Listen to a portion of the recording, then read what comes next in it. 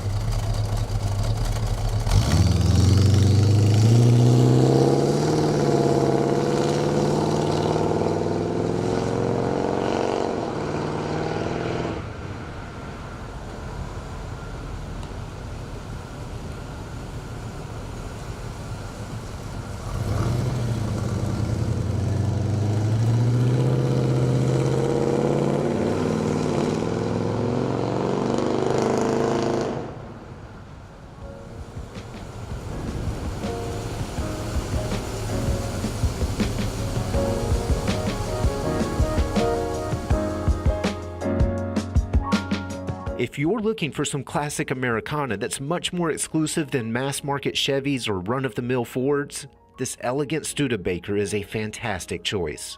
Distinctive, reliable, and lovingly restored, it's a lot of fun on the street or at the show.